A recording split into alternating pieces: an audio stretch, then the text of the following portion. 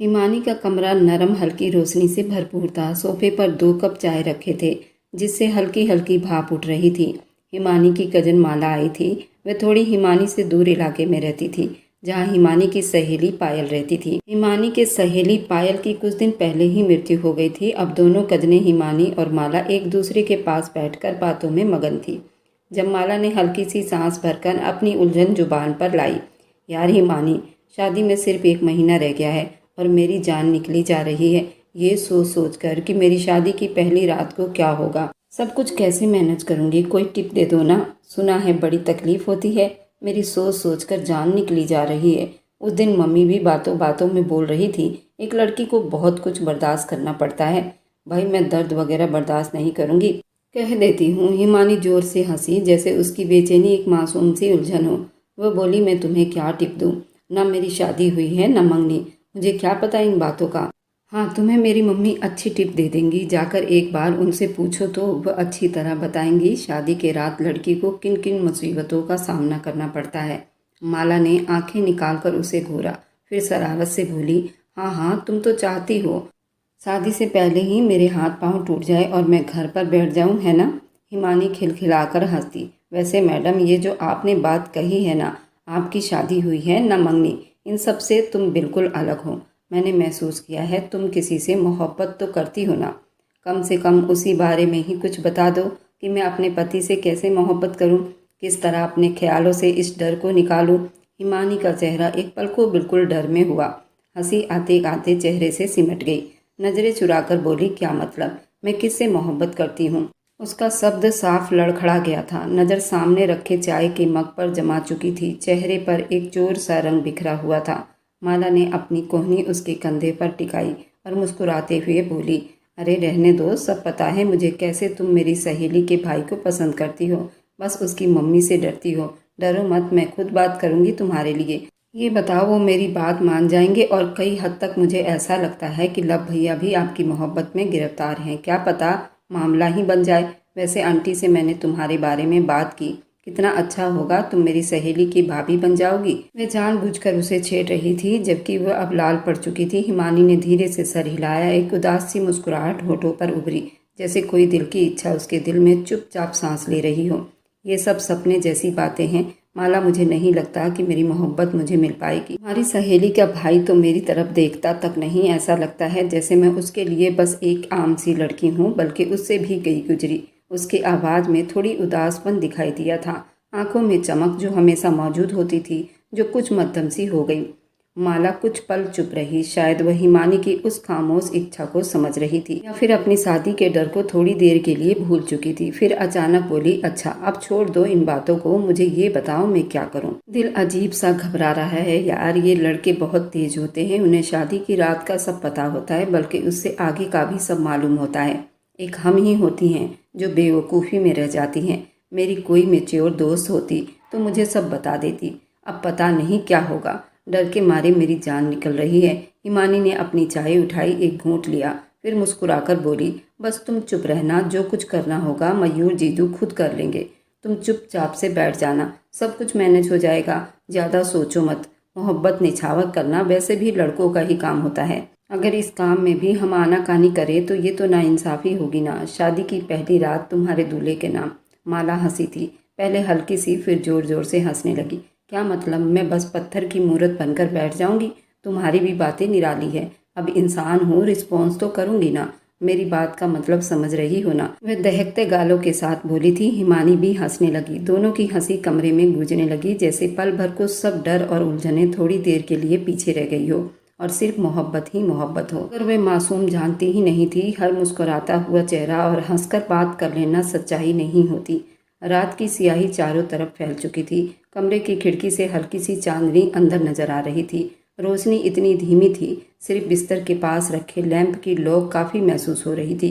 हिमानी अपने बिस्तर पर आधी लेटी हुई थी। एक किताब उसके हाथ में खुला हुआ था। वो पूरे ध्यान से उसे पढ़ रही थी। पूरा घर बिल्कुल खामोशी की लपेट में था। सिर्फ दीवारों पर लगी घड़ी टिक टिक की आवाज़ सुना रही थी। तभी कमरे के दरवाजे पर हल्की सी किसी की आने की आहट हुई। हिमानी ने चौंक कर नजरें उठाई। अगले ही पल दरवाज़ा खोलकर आरती देवी कमरे में दाखिल हुई थी। उनके चेहरे पर मामूली से ज़्यादा गंभीरता थी। हिमानी जल्दी सीधी होकर बैठ गई। किताब अभी भी उसके हाथ में खुला था। वह कुछ बोलती इससे पहले कि आरती देवी थोड़ी गुस्से में बोली, हिमानी रात के 11 बज रहे हैं और तुम अभी तक लेट कर ये किताब पढ़ रही हो? ये कोई वक्त है? मैं समझी तुम सो चुकी होगी। तुम्हारे पापा को भी मैं यही बोलकर आई थी कि मेरी बच्ची 10 बजे ही सो जाती है, लेकिन यहाँ बच्ची कहानियों की किताबें पढ़ने में मगन है। वह आंखें दिखाते हुए बोली। उनके खराब मूड से मालूम हो रहा था कोई बात जरूर हुआ है। हिमानी ने जल्दी किताब एक तरफ रखी और नरम अंदाज में बोली, क्या हुआ मम्मी? आप क्यों पापा बन रही हैं? नींद नहीं आ रही थी तो पढ़ लिया था, अब बताइए आपको कुछ चाहिए क्या? वह जल्दी सीधी हुई थी। मम्मी की डांट से शुरू से ही उसे बहुत डर लगता था। बेशक वह लाडली थी, लेकिन कुछ हद तक ही थी।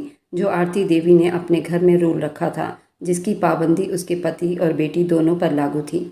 आरती देवी ने गहरी सांस ली और धीरे धीरे चलते हुए बेड के किनारे पर बैठ गई। उनकी नज़रें हिमानी पर टिकी हुई थी, जैसे कुछ कहना हो मगर सब ढूंढ रही हो। मुझे तुम्हारे पापा ने भेजा है बात करने के लिए, लेकिन देखो मेरा कोई इरादा नहीं था, ना ही मेरा दिल है। उनके चेहरे की लकीरें कुछ गुस्सैली हो गई थी, जैसे अंदर कोई बात चुभ रही हो। हिमानी ने परेशानी से पूछा, क्या हुआ मम्मी? आप इस तरह क्यों बात कर रही हैं? पापा ठीक है? क्या बात है, बोलिए ना। कमरे में कुछ पल बिल्कुल चुप्पी छाई रही। सिर्फ लैंप की लो में उन दोनों के साए हल्के हल्के हिल रहे थे। आरती देवी बोली, तुम्हारी चाची की पड़ोसन माला की सहेली की मम्मी लव का रिश्ता तुम्हारे लिए लेकर आई है। उन्होंने तुम्हारे बारे में बात की है तुम्हारे पापा से, और अभी तुम्हारे पापा ने कुछ नहीं कहा है, लेकिन तुम जानती हो तुम्हारी आंटी का व्यवहार कैसा है।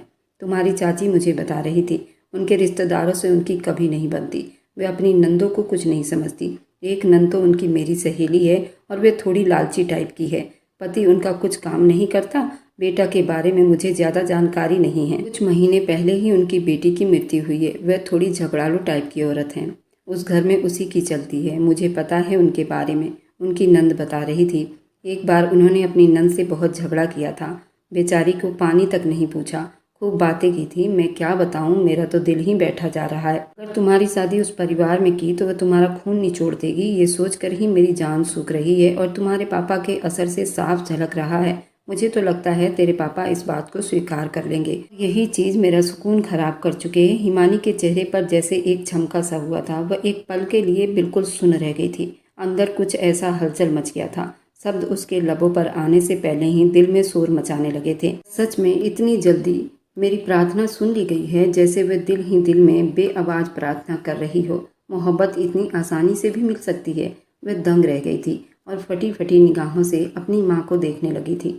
न जाने वो क्या कुछ बोल रही थी। उसे कुछ भी समझ में नहीं आ रहा था। उसे तो बस एक बात समझ आया था कि आंटी ने लव की बात की है, यानी उसकी मोहब्बत की बात की है। मतलब उसकी मोहब्बत की बात हुई है। ये शब्द ही उसे हवाओं में उड़ा रहे थे।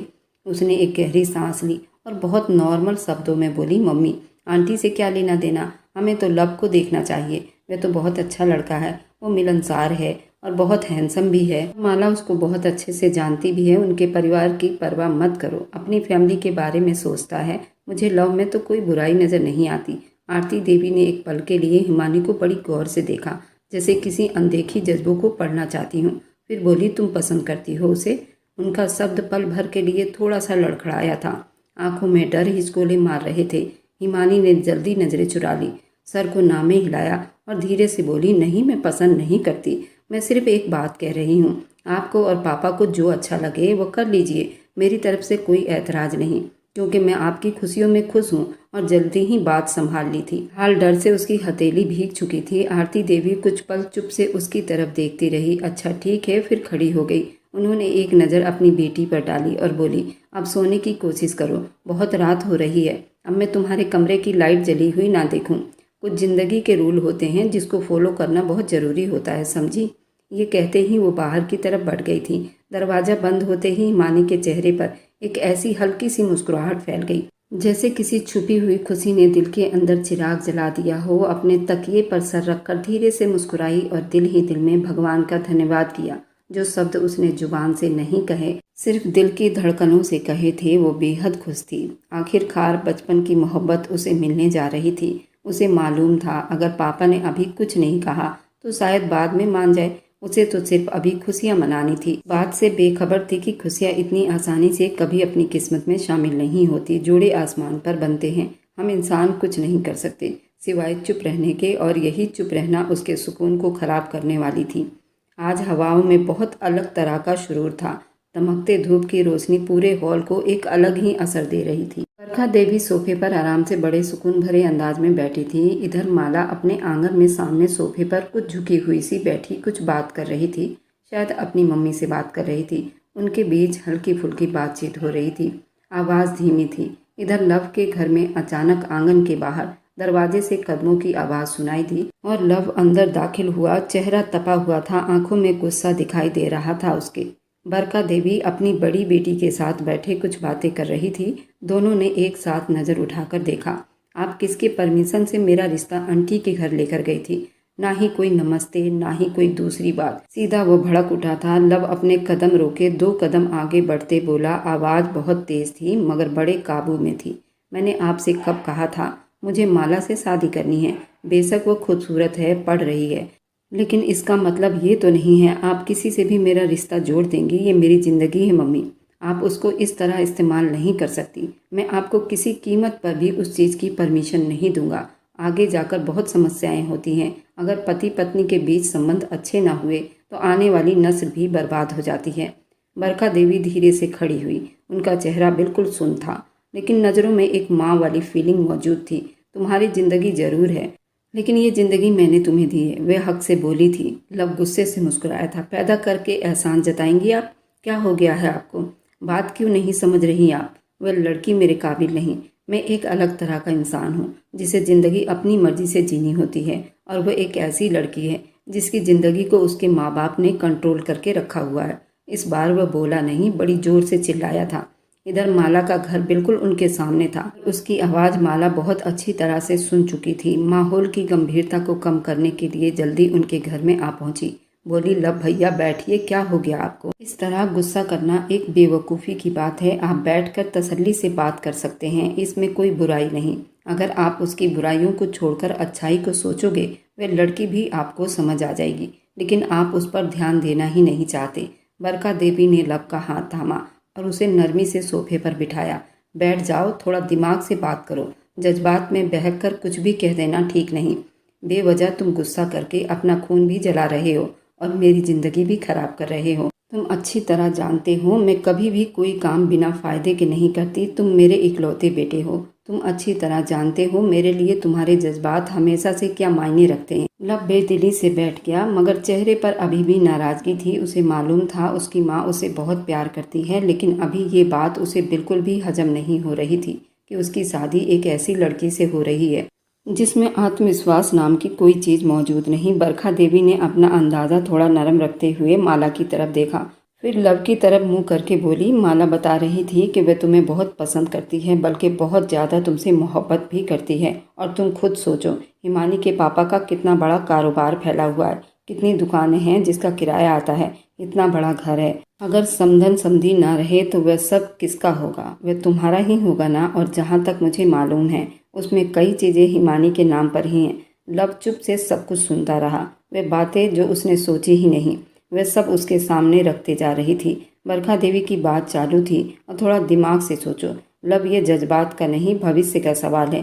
तुम एक अच्छा कारोबार कर सकते हो, समधी तुम्हें एक मजबूत कारोबार सेट करवा कर दे सकते हैं। और अगर उन्होंने कारोबार सेट भी नहीं करवाया, वह सारी दुकानें तो तुम्हारी होगी। बैठ कर खाओगे एक मालिक की तरह, सिर्फ कैश लेने जाया करोगे। सोच समझकर फैसला कर लिया करो। लव ने एक गहरी सांस भरी, नज़रें नीचे कर ली, फिर कुछ पलों के बाद बोला, लेकिन मम्मी वो मुझे पसंद नहीं है। बहुत अजीब सी है, बिल्कुल सादा और घरेलू लड़की है। वह अपनी बात की अहमियत को खुद ही कम करते हुए बोला, खैर आपने जो कहना था कह दिया, मानना भी शायद मजबूरी है। आपको जो अच्छा समझ आए वही कीजिए। आपकी बातें सच में ठीक है। बिजनेस की तो मुझे भी वैसे ज़रूरत है। अगर बिजनेस नहीं होगा तो हम आगे ज़िंदगी कैसे बिताएंगे? पापा ने तो हमें कहीं का नहीं छोड़ा है। ये कहते वह उठ खड़ा हुआ था। आंखों में उलझन अभी भी मौजूद थी, लेकिन सब थोड़ा ठंडा पड़ गया था। वो बगैर कुछ कहे आंगन से बाहर निकल गया था। उसको बात समझ आ चुकी थी। उसके जाते ही बरखा देवी और माला के नज़रों का आमना सामना हुआ। दोनों के चेहरे पर धीमी सी मुस्कुराहट उभरी, जैसे कोई रुका हुआ काम बना हो और वक्त आने के हक में झुक रहा हो। चमचमाती मर्सिडीज शहर की जगमगाती सड़कों पर धीमी रफ्तार से आ रही थी। बाहर की दुनिया, लाइट, शो, बोर्ड और चलती गाड़ियों से आवाज़ थी, लेकिन गाड़ी के अंदर पूरी चुप्पी का राज था। पीछे की सीट पर सागर बिल्कुल चुप से बैठा हुआ था, गहरे ख्यालों में डूबा हुआ था। उसकी नज़रें शीशे से बाहर की तरफ थी, जैसे मंजर नहीं बल्कि कुछ सोच रहा हो। वह पूरा ब्लैक थ्री सूट में था, कॉलर से हल्का सा नीलाहट झलक रही थी, बाल तरीके से सेट हुए थे, आंखों में गहरी गंभीरता थी। 30 साल के सागर के चेहरे पर एक ऐसा रोब था जो किसी बिजनेसमैन के चेहरे पर होती है।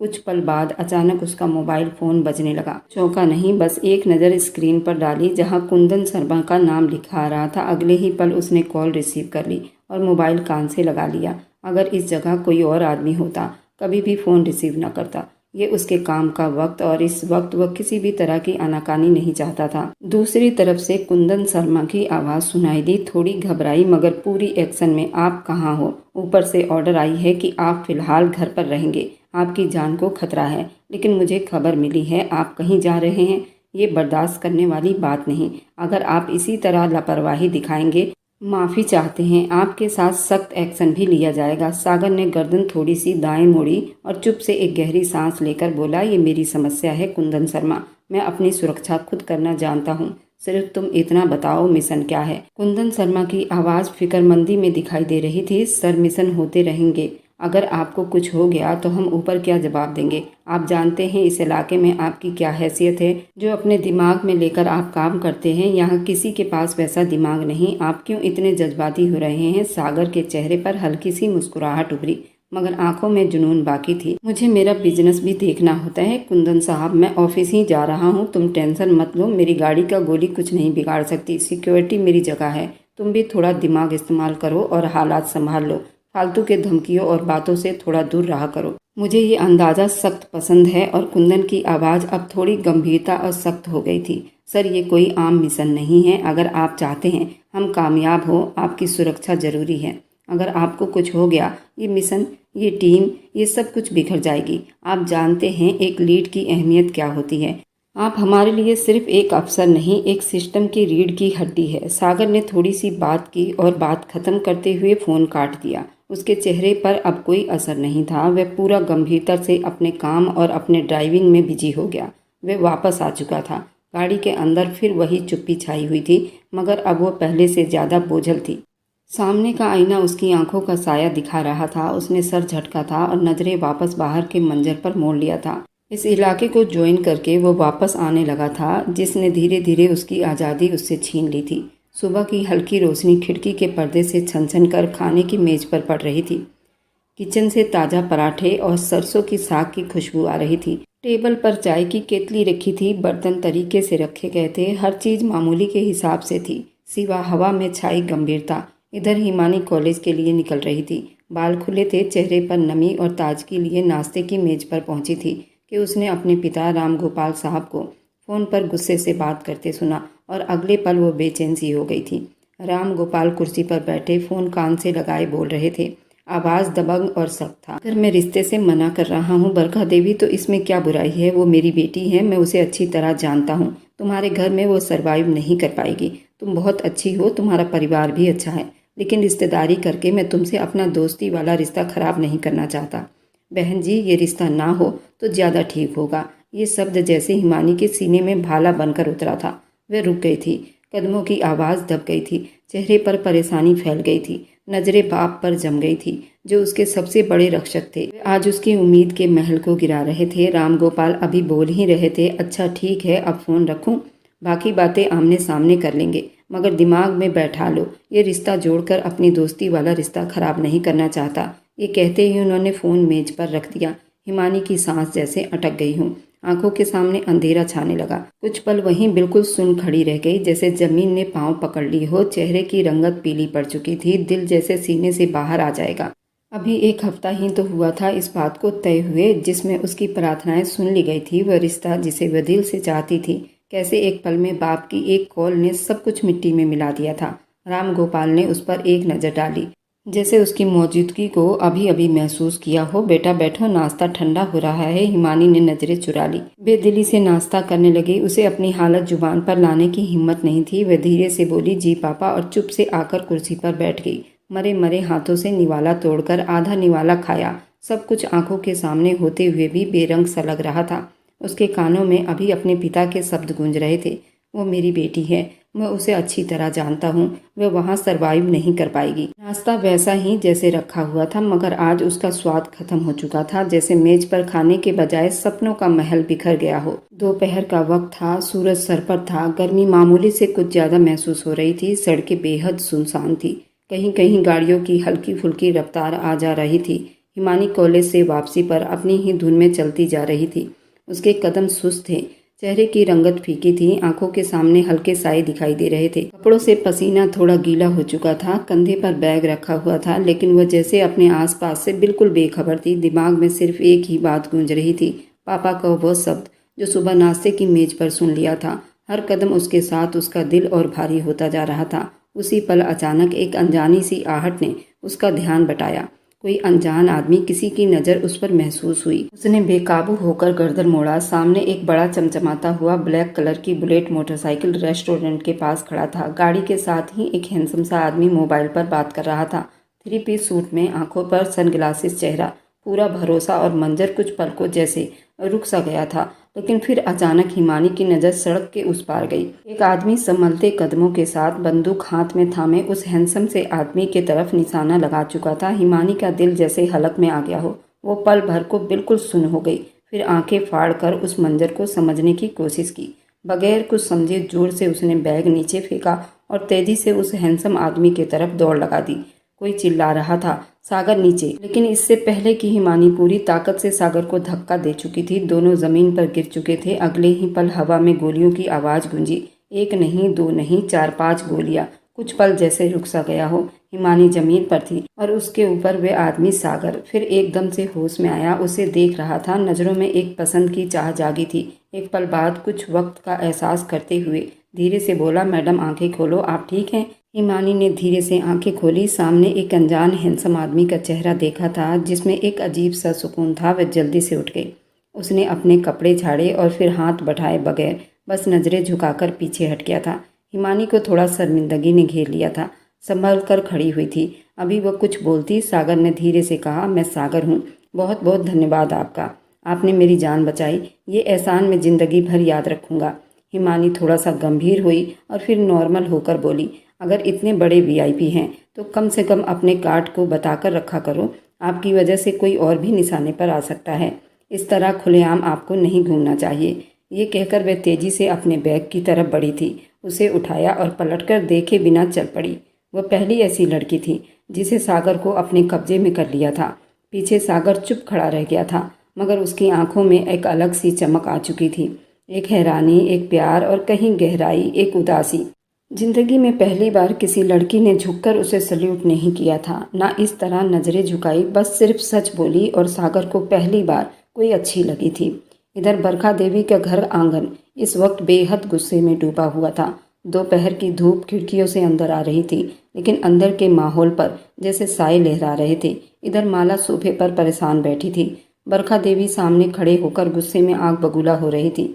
तुमने कहा था वह लब को पसंद करती है, तुमने कहा था वहाँ से कभी मना नहीं हो सकेगा। उनका सब थोड़ा तीखा था और चेहरे पर साफ नाराजगी दिखाई दे रही थी।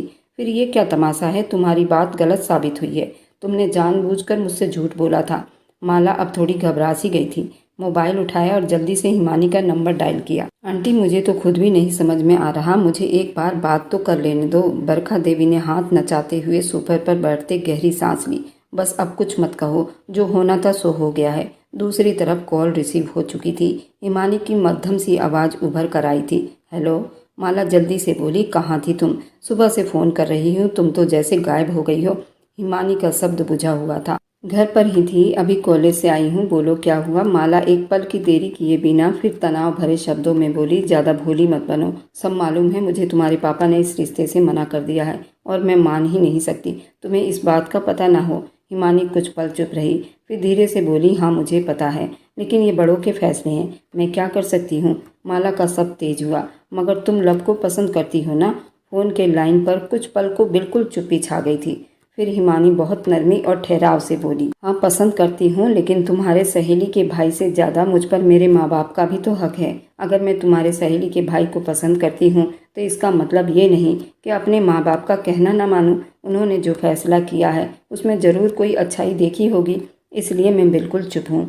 माला कुछ कहने वाली थी कि हिमानी बात को समेटते हुए बोली, खैर मेरे घर आओगी, मैं सब कुछ बताऊंगी। फिलहाल मुझे कॉलेज के लिए असाइनमेंट पूरा करना है, बाद में बात करती हूँ। ये कहते ही फ़ोन बंद हो गया था। माला बेहद उलझी हुई बैठी हुई थी। बरखा देवी ने बड़ी गुस्से भरे शब्दों में बोली, देख लिया तुम्हारी दोस्ती का नतीजा। उस लड़की ने तो तुम्हें कुछ समझा ही नहीं, और मैं पता नहीं क्या सोचकर उसके दरवाजे पर अपनी जुबान लेकर चली गई थी। ये कहकर वह सख्त भारी कदमों से उठी और गुस्से से अपने घर के तरफ बढ़ गई, जैसे कोई बहुत बड़ा नुकसान बर्दाश्त कर लिया हो, जिसका दुख सबसे कहना बड़ा मुश्किल हो। आंगन की हवा में जैसे और भी भारीपन हो गया था।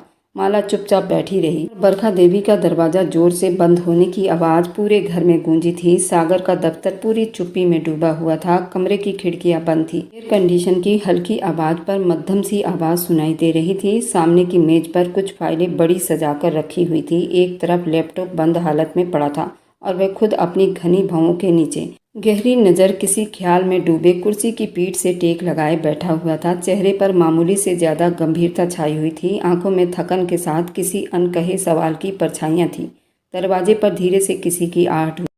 दरवाज़ा खुला। कुंदन साहब और 2-3 सिविल कपड़ों में अफसर के साथ अंदर दाखिल हुए। अंदर आते ही सबने बाकायदा सलूट किया, जबकि उसने हल्का सा सर हिलाकर जवाब दिया। ये देखकर कुंदन शर्मा ने सागर को देखते हुए बोले, मैंने कहा था ना, आप बिना सुरक्षा के कहीं नहीं आ जा सकते, लेकिन आपने फिर भी ये खतरा मोल लिया था। आज भी आप आराम से दफ्तर में बैठे हैं और आपको अभी तक ये समझ नहीं आ रही कि आपकी जान को सच में कोई खतरा है। आपका चेहरा उन लोगों के नज़रों में अब आ चुका है। हर कोई जानता है आप कौन हैं। सागर ने अपनी नज़रें सीधे कुंदन पर जमा दी और धीमे शब्दों में बोला, यहाँ तुम मुझे लेक्चर देने आए हो या मेरी बात सुनने के लिए आए हो? कुंदन शर्मा जल्दी सीधा होकर बोला, फिलहाल सर आपकी बात सुनने के लिए ही तो आया हूँ, लेकिन कहना मेरा फ़र्ज़ है क्योंकि हम सब आपकी सुरक्षा चाहते हैं सर। सागर ने गहरी सांस ली, दोनों हाथ पर हाथ रखे और सीधा होकर बैठा। फिक्र करने की कोई ज़रूरत नहीं कुंदन, मैं खुद अपना ध्यान रख सकता हूँ। आप एक काम करो, उस घटना स्थल को ट्रेस करने की कोशिश करो। कुंदन शर्मा ने बहुत जल्दी ध्यान दिया। सागर ने बात चालू रखी, और रेस्टोरेंट के सामने 4 कैमरे लगे हुए थे। जिस वक्त हमला हुआ था मैं दाईं तरफ खड़ा था। तब एक लड़की ने मुझे धक्का दिया था और मेरी जान बचाई थी। उस तरफ भी एक कैमरा लगा हुआ था। तुम उस फुटेज पूरी जांच करवाओ और उस लड़की के बारे में पूरी जानकारी निकालो, और उस शूटर को हर हाल में पकड़ना है। कुंदन शर्मा ने जल्दी हाँ में सिर हिला दिया। सर, हमने पूरी जानकारी निकाली है। वे लड़की बहुत ज़्यादा साधारण और घरेलू मिजाज की लड़की है। नाम है उसका हिमानी। कॉलेज की स्टूडेंट है, 2nd ईयर में पढ़ती है। दिल्ली के पौष इलाके में रहती है। उसके अलावा उसके पिता की रोड पर कई दुकानें हैं। वह एक बिजनेसमैन है और राम गोपाल वर्मा के नाम से कई रेस्टोरेंट भी है। उस लड़की का अभी तक कहीं भी रिश्ता नहीं हुआ है और वह कॉलेज के अलावा कहीं आती जाती भी नहीं है। सागर ने हल्की सी सर को हिलाकर चेहरे पर गंभीरता सजाई। उसके चेहरे से बेकरारी छलक रही थी। ठीक है, उसकी पूरी जानकारी मेरे पास लाओ और शूटर का सुराग जल्दी से लगवाओ। ये कहते हुए जल्दी से हाथों के इशारे से उनको जाने का इशारा किया। कुंदन बाकी अफसर खड़े हुए सल्यूट करते तेजी से कमरे से बाहर निकल गए। कमरे में फिर चुप्पी छा गई। सागर ने एक पल को आंखें बंद की, जैसे उस लड़की की तस्वीर उसके दिमाग में ताज़ा हो रही हो, जिसने किसी जज्बे के तहत अपनी परवाह किए बिना उसकी जान बचा ली थी। वह एक पल था जब हजारों दिलों से नफरत करने वाला अपना दिल धड़कने से खुद को रोक नहीं पाया था। कमरे में हल्की चुप्पी छाई हुई थी। अलमारी खुली हुई थी और हिमानी की माँ आरती देवी कपड़े सही तरीके से अलमारी में रख रही थी। धूप की हल्की शुरुआत हो गई थी। पर्दे से छन छन कर कमरे में रोशनी फैल रही थी। हर चीज़ तरीके से रखी हुई थी, जैसा कि आरती देवी का नेचर था। हर चीज़ तरीके से रखा होना चाहिए। एक घरेलू और बहुत ही जिम्मेदार औरत थी। दरवाज़ा धीरे से खुला। हिमानी हाँफते हुए अंदर दाखिल हुई। कदम धीमे थे और चेहरे पर उलझन साफ दिखाई दे रही थी। आरती देवी ने गर्दन मोड़कर उसे देखा और हल्की सी मुस्काई। बोली, क्या हुआ, तुम्हें भूख लगी है? मैं तो अभी रोटी बनाने जा रही थी। हिमानी कुछ कहे बिना उनके करीब आकर खड़ी हो गई। 2-3 पल बीते थे। माँ अभी अलमारी में कपड़े रख ही रही थी। फिर हिमानी धीमी आवाज़ में बोली, मम्मी, मुझे आपसे थोड़ी बात करनी है। क्या थोड़ा वक्त मिल सकता है? आरती देवी ने एक नज़र उस पर डाली। हाथ कपड़े पर रुके लेकिन चेहरे का कोई असर नहीं बदला। हाँ कहो क्या हुआ? उनका शब्द बिल्कुल नॉर्मल था। नजरें झुकी और कुछ पल चुप रही, फिर हिम्मत करके बोली, वैसे पापा ने लव से शादी के लिए मना क्यों किया? कोई खास वजह? उन्होंने अलमारी का दरवाज़ा बंद किया और गहरी सांस लेकर कुर्सी पर बैठकर कहा, हाँ मैंने ही मना करवा दिया था। हिमानी ने चौंक कर माँ की तरफ देखा। आपने क्यों मना करवाया मम्मी? उन्होंने बड़ी गंभीरता से जवाब दिया था, मुझे तुम्हारी वह आंटी बिल्कुल भी पसंद नहीं है। एक लालची औरत है, हर बात में फ़ायदा ढूंढ लेती है और लोगों को इस्तेमाल करने की उसकी आदत है। और जहाँ तक लव की बात है, वह भी उसकी ही परछाई लगता है। माँ बेटे दोनों एक जैसे हैं। मेरा दिल तसल्ली में नहीं हो रहा था इस रिश्ते से, इसलिए मना कर दिया बेटा। हिमानी ने एक आह भरी मगर जुबान से कुछ ना निकाला। आरती देवी ने उसे देखा और ज़्यादा बोली नहीं। तुम्हें भी ज़्यादा सोचने की ज़रूरत नहीं है। तुम जाओ अपनी पढ़ाई पर ध्यान दो। तुम्हारी कजन माला या और कोई तुमसे कुछ कहे तो साफ कह देना, ये मेरे घर वालों की समस्या है, इसमें मेरा कोई रोल नहीं है। हिमानी ने हल्का सा सर हिला दिया। मम्मी, उसके होंठों पर धीमी सी मुस्कुराहट थी लेकिन आंखों में नमी और दिल में उदासी थी। वह चुप से पलटी और कमरे में बाहर निकल गई। इरादा कुछ और था, दिल की बात कहने की, माँ को अपनी पसंद बताने का, लेकिन शब्द गले में ही अटक गए थे, जैसे हमेशा की तरह। आज भी वो खुद को रोक गई थी। शाम की धूप अब मध्यम पड़ चुकी थी। गली में हल्की हल्की ठंडी हवा चल रही थी। आसमां हल्के सुनहरी रंग में लिपटा हुआ था। राम गोपाल साहब के घर के बाहर एक गाड़ी आकर रुकी थी। गाड़ी में से एक बड़ी हैंडसम रोबदार ब्लैक 3 पीस में हल्की सी खुशबू और चलने के अंदाज में एक खास तरह का स्टाइल और हिम्मत। दरवाजे पर किसी की आहट हुई। आरती देवी ने दरवाजा खोला। उनके चेहरे पर मामूली सी नरमी थी, मगर सामने खड़े आदमी को देखकर वो पल भर को हैरान रह गई थी। जी कौन? उन्होंने पूछा। सामने खड़े सागर ने नरमी से मगर मजबूत शब्दों में जवाब दिया, मुझे राम गोपाल साहब से बात करनी है। मैं सागर हूँ, बिजनेसमैन, फिलिप्स कंपनी का मालिक। मेरा नाम सुना होगा आपने? आरती देवी ने बेकाबू होते बोली, जी हाँ हाँ सुना है। अंदर आ जाइए। वह जल्दी दरवाजे से हट गई और सागर को आंगन में ले आई। वह बहुत हैरान थी। सागर के लिए उनके मन में बहुत रिस्पेक्ट और हैरानी दोनों झलक रही थी। कुछ पल बाद राम गोपाल अंदर आए। उनके पीछे आरती देवी और साथ ही बरका देवी भी थी, जो थोड़ी देर पहले ही शायद वह भी राम गोपाल से मिलने के लिए आई हुई थी। बरका देवी का चेहरा अभी तक गुस्से से भरा हुआ था, लेकिन सागर को देखकर उनका रंग ही उड़ गया था। सागर ने बड़े रिस्पेक्ट भरे अंदाज में खड़े होकर राम गोपाल से हाथ मिलाया था। राम गोपाल कुछ चौंक कर बोले, जी बोलिए, आपको कोई काम था?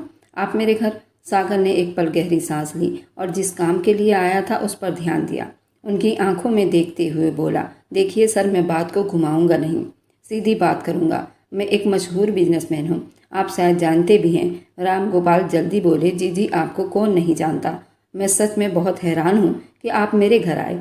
सागर ने उनकी बात पूरी होने से पहले आराम से बात आगे बढ़ाई। असल में मैं आपकी बेटी के लिए रिश्ता लेकर आया हूँ।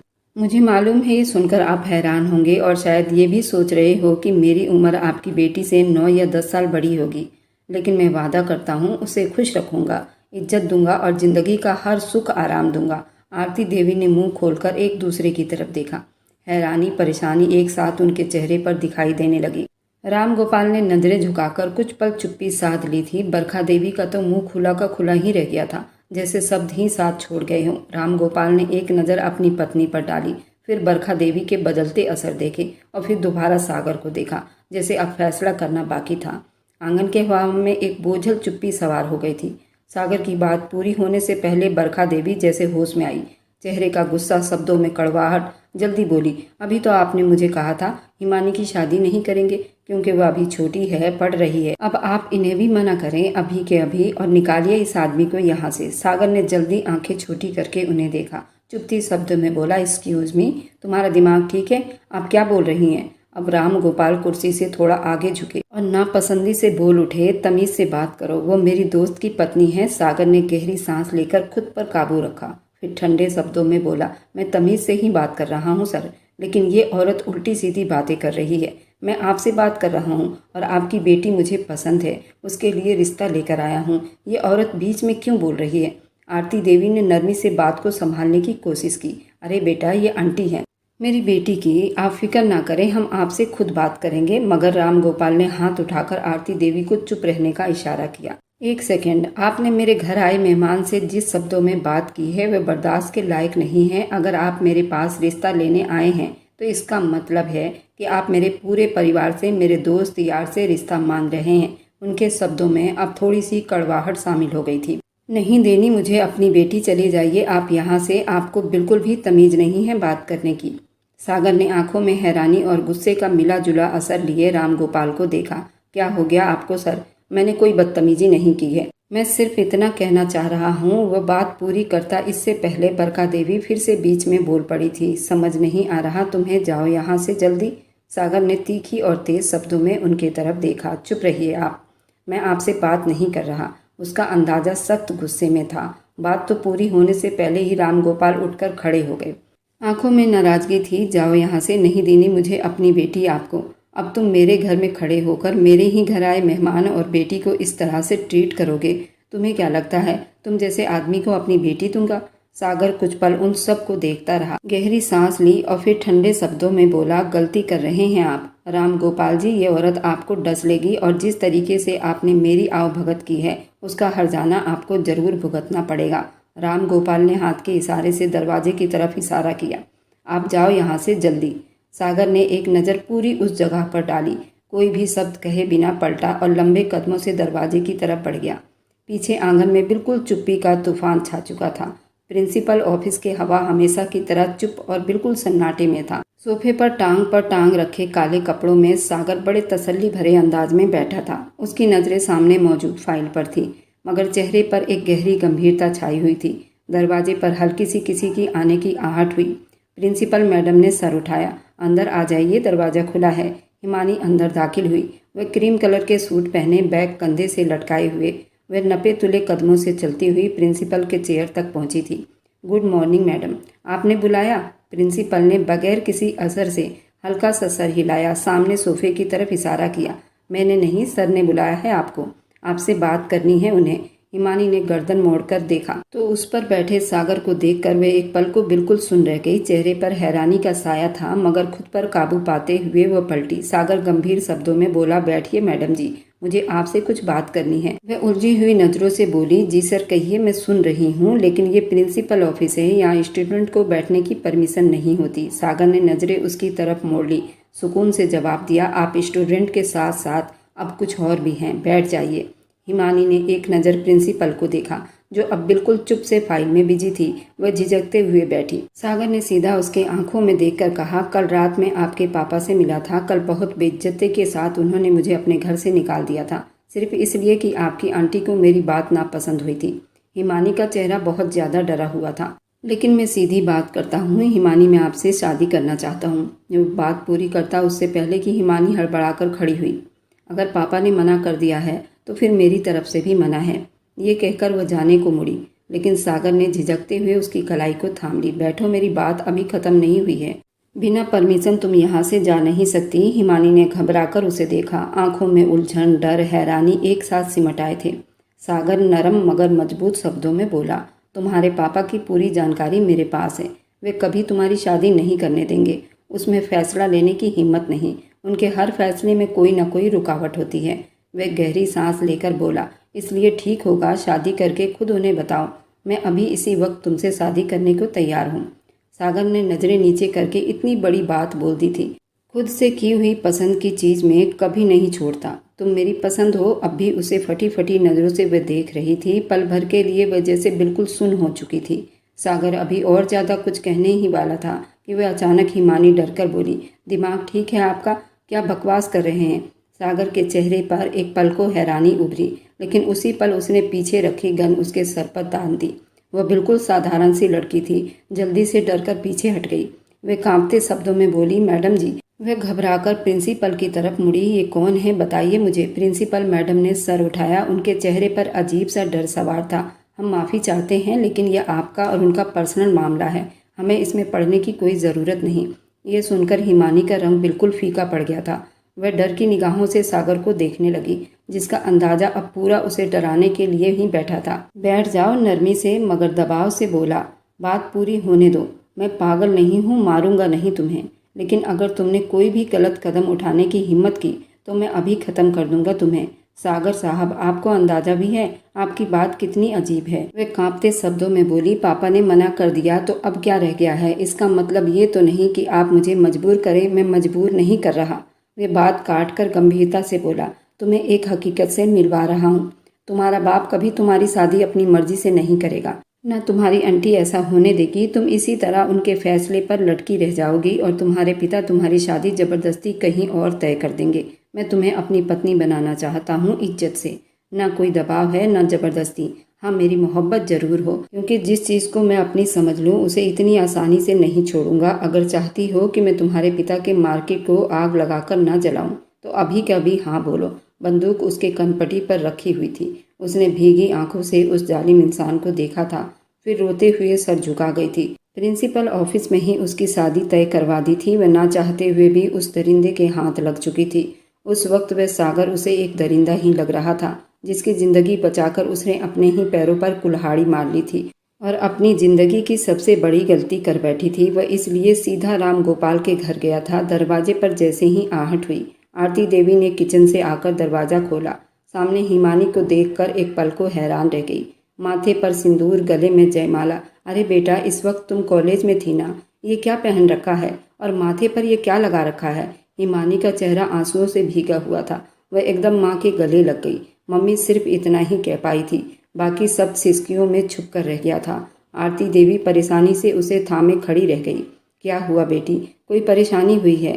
कुछ बोलो तो सही। अभी वो कुछ समझने की कोशिश कर रही थी कि पीछे से दरवाजे पर मौजूद कदमों की चाप और गहरी आवाज ने उन्हें चौंका कर रख दिया था। अरे नहीं हिमानी, इस तरह रोते नहीं, मम्मी को परेशान मत करो। आरती देवी ने गर्दन घुमाकर देखा तो सागर दरवाजे से अंदर दाखिल हो रहा था। उसे देखते ही उनका चेहरा बिल्कुल पीला पड़ गया।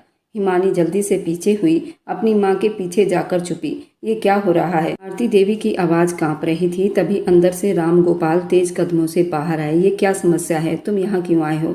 उसे अपने घर में देखकर उन्हें आग लग गई थी। सागर कदम धीरे धीरे बढ़ाते हुए बेपरवाह अंदाज में मुस्कुराया और बोला, अरे सर, आप रिलैक्स हो जाइए। ऐसा कुछ भी नहीं हुआ ससुर जी, कोई समस्या नहीं। मैं आपकी बेटी को छोड़ने आया हूँ। राम गोपाल के चेहरे के असर पल भर में बदलते जा रहे थे। क्या मतलब तुम्हारा? सागर ने अपने जेब से कागज निकालकर मेज पर रखते हुए बड़े रोबदार शब्दों में बोला, मतलब बिल्कुल साफ है। हम दोनों ने शादी कर ली है। ये रहे शादी के कागज। हमने कानूनी तौर से भी शादी कर ली है और धार्मिक तरीके से भी शादी कर ली है। आरती देवी ने आंखें फाड़कर कागज की तरफ देखा। हिमानी माँ के पीछे खड़ी रही, जैसे अपनी बेटी को खुद से छुपा रही हो। राम गोपाल आगे बढ़े। सागर के कॉलर के तरफ हाथ बढ़ाया ही था कि जल्दी से पीछे हटा और गुस्से वाली शब्द में बोला, अरे ये गलती सोच कर भी मत करना राम गोपाल जी। मैं कोई आम लड़का नहीं हूँ, बहुत खतरनाक इंसान हूँ। मुझे मजबूर ना करे। कमरे में सन्नाटा छा गया। आरती देवी ने बेटी की तरफ देखा जो सर झुकाए कांप रही थी। सागर ने एक निगाह उस पर डाली और नरमी से मगर गहरी आवाज में बोला, और तुम लड़की अपना ख्याल रखना। अब तुम सिर्फ अपने माँ बाप की जिम्मेदारी नहीं हो, मेरी धर्म पत्नी भी हो और मेरी अमानत हो, और मेरी अमानत में खयानत नहीं होनी चाहिए। ये कहकर वह आखिरी नज़र सब पर डाले बिना दरवाजे की तरफ पलटा और धीरे से दरवाज़ा बंद करता चला गया। पीछे पूरा घर जैसे पत्थर का बन गया हो। आरती देवी शक में बैठी बेटी को देखती रही। राम गोपाल ने चुप्पी से कागज उठाकर हाथ में लिए और उसी पल हिमानी ये सब बर्दाश्त न करते हुए जमीन पर गिरकर बेहोश हो गई थी। वे दोनों पति पत्नी अपनी बेटी की तरफ भागे थे। एक हफ्ते के बाद रेस्टोरेंट की भीड़ में वह एक आदमी के साथ कोने में सर झुकाए बैठी थी। हाथों की उंगलियां एक दूसरे में फंसी हुई थी। चेहरे पर घबराहट साफ दिखाई दे रहे थे। शादी को पूरा एक हफ्ता बीत चुका था। ये खबर अब पूरे परिवार में फैल चुकी थी। आज दोपहर से लव का फोन आया था। वह उससे बात करना चाहता है। वह समझी शायद कोई वैसी ही बात हो या अफसोस, मगर दिल बेचैन था। कुछ पल के बाद लव रेस्टोरेंट के दरवाजे पर सफ़ेद कोट पैंट में तेज कदमों से चलता हुआ उसकी मेज तक आया था। उसका हाल चाल पूछा और बैठ गया। हिमानी ने दबी आवाज़ में जवाब दिया और नज़रें झुका ली। उसको काफ़ी घबराहट हो रही थी। उसने गहरी सांस ली और बिल्कुल गंभीर शब्दों में बोला, हैरानी की बात है, शादी हो गई तुम्हारी, वह भी कॉलेज में बैठकर, सबके सामने। तुमने रोका क्यों नहीं, मना क्यों नहीं किया? वैसे न जाने क्यों मुझे इस कहानी में झोल लगता है। हिमानी ने नज़र ऊपर उठाए और थके हुए शब्दों में बोली, उसने मेरे सर पर बंदूक रखी थी, धमकी दी थी, अगर मना किया तो पापा को मार डालेगा। अगर कुछ भी ऐसा होता तो मैं जिंदा नहीं रह पाती, इसलिए चुप से हाँ कर दी थी। मैं बंदूक के सामने मजबूर हो गई थी। लब गुस्से की हंसी के साथ बोला, ओहो, तो ये एक कुर्बानी थी। अब तुमने बहुत बड़ी कुर्बानी दी है। ये तो अजीब बात है।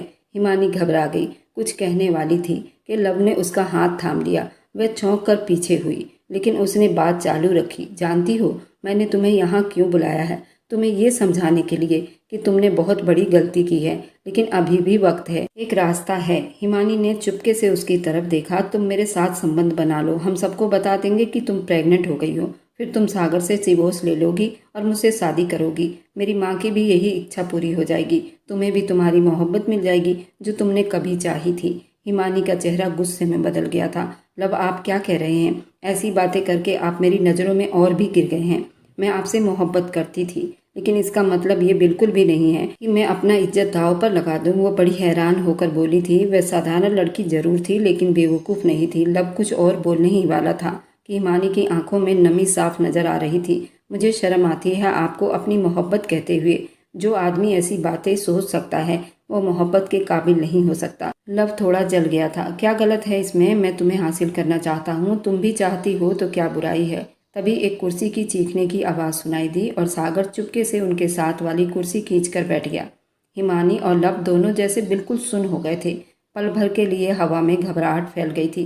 सागर ने लब के तरफ देखा। चेहरे पर वही गंभीरता थी, मगर आंखों में एक अजीब ठंडक, जैसे तूफान से पहले चुप्पी की होती है। आप लोगों की बात पूरी हो गई हो तो मैं भी कुछ कहूँ? सागर की आवाज़ गूंजी। दोनों अगली सांस लेना भूल गए। सागर ने लब की तरफ देखा। चेहरे पर गुस्सा था, आवाज में जहर छुपा हुआ था। ये जो लड़की तुम्हारे सामने बैठी है, ये अब मेरी पत्नी है। और सुन लो, मैं तुम्हारी तरह लालची बिल्कुल भी नहीं हूँ जो किसी के बाप के कारोबार के लिए उसकी बेटी को इस्तेमाल करने लग जाऊँ। लब ने चौंक कर उसकी तरफ देखा, कुछ बोलने की कोशिश की, मगर सागर ने हाथ उठाकर उसे रोक दिया। वेरी गुड हिमानी, जो तुमने जवाब दिया है वह सुनकर मुझे सच में बहुत खुशी हुई है। आज तुम पर मुझे फक्र महसूस हो रहा है। और अब सागर ने लब की तरफ उंगली उठाई। यहाँ से दफा हो रहे हो या मैं गार्ड को बुलवाकर तुम्हारी अच्छी खासी खातिरदारी करवाऊं? लब का रंग एकदम सफ़ेद पड़ गया था। वह हड़बड़ाकर कुर्सी से उठता, नजरें चुराते हुए जल्दी से वहाँ से निकल गया, जैसे उसे जमीन निकल गई हो या आसमान गिरा हो। वहाँ चुप्पी छा गई। हिमानी की आंखें नम थी, चेहरे पर उलझन, शर्मिंदगी, दुख का मिला जुला असर था। वह उसको देखते हुए बोला, ये थी आपकी मोहब्बत? कुछ पल वह चुप रही, फिर नजरें चुराते हुए बोली, मैं उसको पसंद करती थी, लेकिन मुझे नहीं मालूम था वह इतना घटिया बात करेगा। मैं यहाँ ऐसे वैसे किसी मकसद के लिए नहीं आई थी। सागर उसके तरफ देख रहा था, चेहरे पर कोई गुस्सा नहीं, बस एक गहरी गंभीरता थी। हिमानी, मैं जानता हूँ तुम उसे दिल से चाहती थी, इसलिए तुम्हें दुख हुआ है, लेकिन अच्छा हुआ आज तुमने असल चेहरा देख लिया है। और जहाँ तक संबंध की बात है, उनकी नीयत खराब थी तुम पर। मैंने उसकी पूरी इन्फॉर्मेशन निकलवा ली है। तुम्हारे पिता की मार्केट पर नज़र है उसकी। तुम बस एक मोहरा थी। हिमानी ने धीरे से सर हिलाया। आंखों से आंसू बहने लगे और चेहरा छुपाने की कोशिश करने लगी। सागर नरम शब्दों में बोला, खैर, मैं एक बात कहना चाहता हूँ। विदाई की तुम्हारे पापा से करना चाहता हूँ। तुम्हारी मर्जी है तो बताओ। कोई ऐतराज तो नहीं है तुम्हें? वह कुछ बोल नहीं पाई, सिर्फ रोती हुई आंखों में डर और उलझन, मोहब्बत में धोखा खाई हुई थी, जैसे शब्द उसके गले में अटक चुके हों। सागर ने गहरी सांस ली। उसका चेहरा थोड़ा नरम हुआ। वह अपनी जगह से उठा, उसके करीब आया और धीरे से बोला, चलो उठो यहाँ से। ज्यादा देर रुकना यहाँ मेरे और तुम्हारे लिए अच्छी बात नहीं है। हिमानी ने उसे देखा। आंखों में सवाल थे, लेकिन जुबान बिल्कुल चुप थी। उसके साथ खड़ी हो गई। कदमों में हिचकिचाहट थी, लेकिन उसके साथ चलने लगी। वह उसे लिए राम गोपाल के घर की तरफ बढ़ा था। आंगन की हवा में एक गहरी गंभीरता छाई हुई थी। हिमानी बिल्कुल चुप से सागर के साथ खड़ी थी। नजरें बार बार दरवाजे की तरफ जा रही थी। सागर की आंखों में एक ठोस मोहब्बत था। वह बारी बारी अपनी उंगलियां मोड़ रहा था। कुछ पल बाद दरवाजा खुला। राम गोपाल आरती देवी के साथ अंदर दाखिल हुए। हिमानी ने नजरें झुका ली, जबकि सागर ने जल्दी से उन दोनों के पैर छुए और बड़े प्यारे अंदाज में खड़ा हो गया। उसकी इस तरह की रिएक्ट देखकर उसकी आवाज़ में अजीब सा ठहराव और प्यार था। आज फिर आपकी बेटी को छोड़ने आया हूँ, लेकिन इस बार सिर्फ छोड़ने नहीं, एक अपील करनी है आप लोगों से। राम गोपाल के चेहरे पर नरमी और हैरानी के दोनों असर थे, लेकिन वे चुप रहे। सागर ने एक गहरी सांस ली और फिर अचानक घुटनों के बल उनके सामने बैठ गया। आरती देवी ने जल्दी अपने पति की तरफ देखा, जबकि हिमानी के पलकें कांपने लगी थी। मैं हाथ जोड़कर आपसे अपील करता हूँ। मैं आपकी बेटी का हाथ मांगने आया हूँ। उसकी आवाज़ कांप रही थी, लेकिन मोहब्बत ही मोहब्बत दिखाई दे रहा था। मुझे शब्द नहीं मिल रहे। मैं कैसे बोलूं कि आपकी बेटी से मैं कितनी मोहब्बत करता हूँ, मेरी ज़िंदगी का सुकून है। प्लीज़ प्लीज़ मुझे सिर्फ अपनी पत्नी का साथ चाहिए। मैं वादा करता हूँ उसे कभी रोने नहीं दूंगा, कभी उस पर बोझ नहीं बनूंगा। वे और ज़्यादा कुछ कहने वाला था कि अचानक हिमानी की आवाज़ उभरी, धीमी लेकिन मजबूत। मम्मी, मैंने हमेशा आपके फैसलों पर अपना सर झुकाया। बचपन से लेकर आज तक कभी जुबान नहीं खोली। आपने जिससे मंगनी की, जिससे रिश्ता जोड़ा, सब मान लिया। लेकिन आज मैं आपसे ये खुद हाथ जोड़कर कहती हूँ कि सागर की बात को स्वीकार कर ले। मुझे मालूम है मैंने गलत आदमी पर भरोसा किया, लेकिन जब जान चुकी हूँ कि सही कौन है। वह टूटी हुई थी, उसको सहारा चाहिए था। उसके शब्द में नरमी थी, लेकिन आंखों में सच्चाई की चमक थी। राम गोपाल ने बेटी की तरफ देखा। आंखों में नरमी थी, लेकिन चेहरे सख्त थे।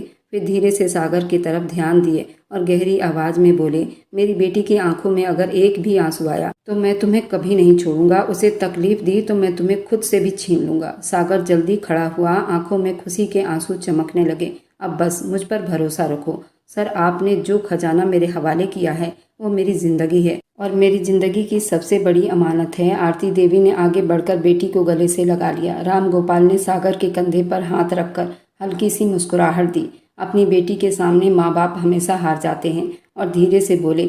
सागर ने आगे बढ़कर बड़ी इज्जत से राम गोपाल के पैर छुए, आरती देवी के पैर छुए। हिमानी की तरफ देखकर धीरे से सर झुकाया। हिमानी ने नजरें चुरा ली, लेकिन होठों पर हल्की सी मुस्कुराहट जरूर थी, जो सागर की मोहब्बत की गवाही दे रही थी। कभी कभी मोहब्बत का जज्बा काफ़ी नहीं होता, बल्कि उसके साथ नीयत और प्यार और इज्जत ज़रूरी होती है।